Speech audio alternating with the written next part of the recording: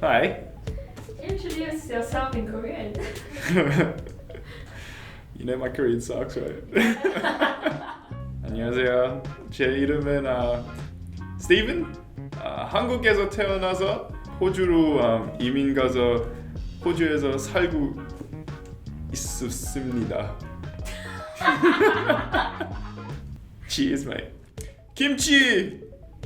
For sure. My first memories of eating kimchi, I'd like rinse out all the spice in a cup of water, split it with a chopstick to make it into bite-sized pieces.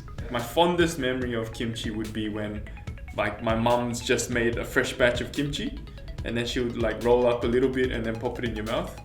It's like the best tasting kimchi you'll ever have. Since you're going back to Australia, you're gonna learn how to make kimchi from your mom.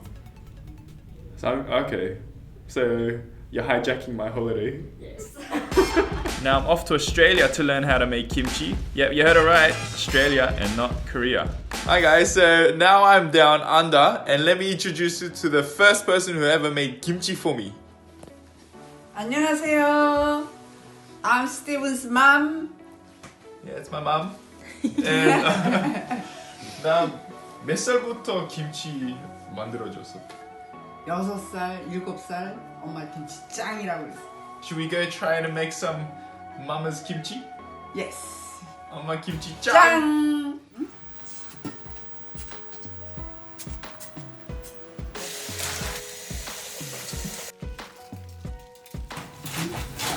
할머니가 하는 거 매일 봤지. 만들어 본 거는 엄마 결혼하고 나서 만들어 봤지.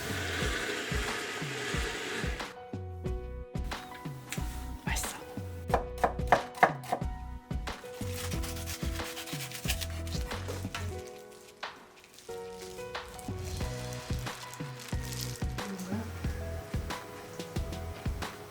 맛있어. 맛있어? Now time to fly back to Singapore with my new kimchi knowledge.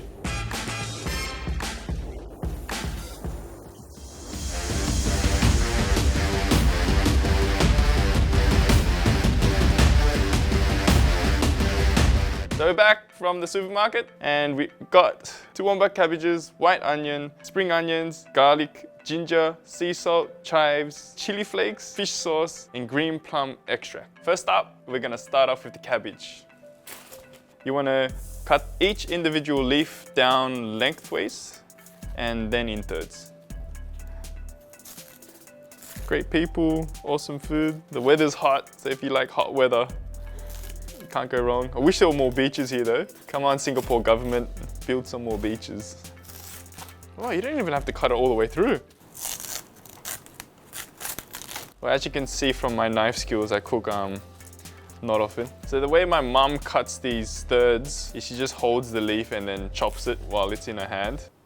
No way. Wait, no. Okay. But I like my fingers where they are, so I'm just going to use the chopping board. You want the thirds to be 10 centimeters long. You don't want it to be too small. Try not to cut your fingers off. All the people that actually know how to make kimchi shaking their heads. But this is how I do it. Now that you're done with all the chopping, you want to rinse the cabbage really thoroughly, then onto salting the cabbage. The reason you want to do this is because it dries out the cabbage, brings out all the water. Let's get started. So put like a layer of cabbage down, and then you go crazy salt bay on it. Okay, our salting's done. We're gonna leave the salted cabbage to rest for like 30 minutes so the water drains out, and then we'll come back and then flip it. Garlic, fish sauce, salted krill. Ah. You forget. I'm gonna talk about the salted krill. Oops, forgot to mention the salted krill. So now I'm gonna start making the kimchi sauce. So back to Steve's life stories. Worked as an accountant for a bit. Yeah, that totally sucked. So I got into film. And here I am, making kimchi. So you just chuck everything in the blender and let the blender do all the work. 2 tablespoons of salted krill. Kind of looks like chinchilla. Smells like the fish market. So this is 60 mils of fish sauce.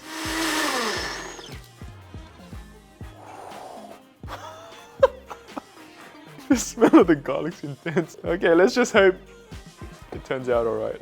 So it's been 30 minutes and it's time to gently flip the cabbage. Press the cabbage down so all the leaves are packed. Scoop out all that good stuff.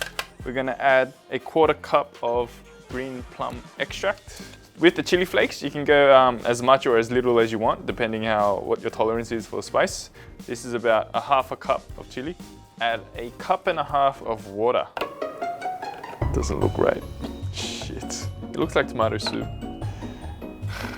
This is like way too watery. So that 1.5 cups of water that I put in wasn't meant to be 1.5 cups. So you can see there's heaps of water that's coming out of the leaves. So leave it for another 30 minutes. Part 2, sauce. First time I missed the ginger and I also added way too much water.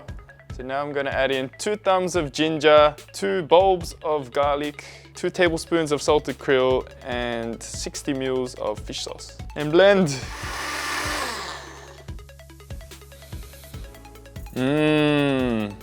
Smells better than the first one.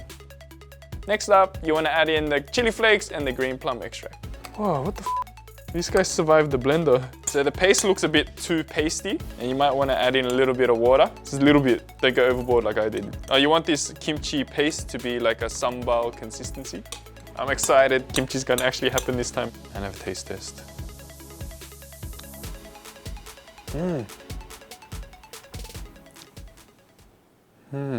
Oh, I gotta add in this stuff. It's looking good so far. Next, we're gonna start cutting, and we're gonna cut these and add it into the sauce that we made just then. We're cutting chives, onions, and spring onions. Starting off with the onions. Very thin slices you want. Oh, I'm actually like really tearing up. That's like half an onion. 1 down, 3 to go. Oh, this one looks dangerous. I can't see through my tears. Last onion. Now onto the spring onions. So my mom, she cuts it lengthways because it gets more of the sauces and there's more flavor. The chives next. Okay, cut the chives in like 5cm chunks.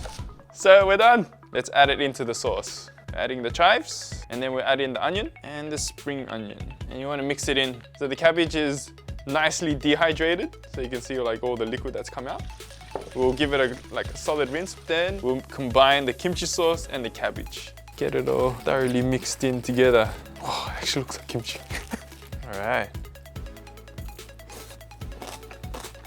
It's good. Good job, Steven. Kimchi is complete. Okay, let's go around the office and compare my version of a kimchi to this pre-packed kimchi.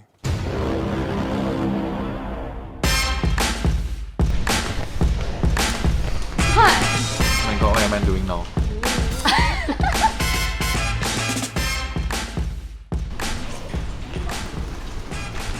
This one tastes very fresh.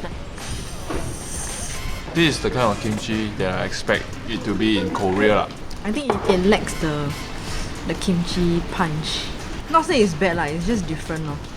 I could eat like a lot more of this, especially because there's like different vegetables with like the onions and spring onions inside. Yeah, I think that's really nice. I feel like it's authentic kimchi, made by authentic people. Confirm not Steve.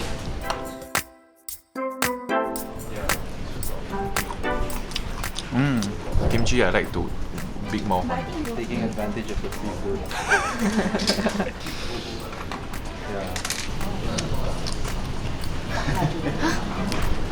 Oh, nice. Tastes like Korea. Some is spicy. Then you can really taste the fermented smell. A bit too fermented for me. Not too spicy, not too sour, like just nice. You know, if you go to a Korean restaurant and then they give all the banchan, it's like the kimchi I expect. This one less power. This one actually the power more. I prefer this one. Prefer which one? This one. It feels like it was made at home. This one felt like it was made in a factory 10 years ago. Oof. One of them is made by Steven. Oh, but Steven is the legit Korean man. Then probably the Steven one is better. No, you chose the big one. Oh my god. Sorry, Steven. Okay, let me try one more. Man, it was just as tough as I thought it was gonna be. An eye-opening experience and also an eye-watering experience. I have like a whole newfound respect for everyone that makes kimchi, and I have a newfound appreciation. Now I know how much work goes into making it. It's a lot of work, a lot of chopping, but there's nothing complicated about it. So I think anyone can do it once you have the recipe. If you haven't made it before, then I'd say like give it a go. You can like customize the recipe so the kimchi is to your liking. Living overseas, like I had trouble finding kimchi that I liked. So having a recipe, making it yourself, you can fine tune it.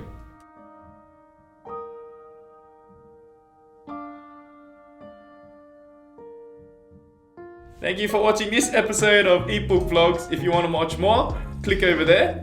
And don't forget to like, share and subscribe. Annyeong!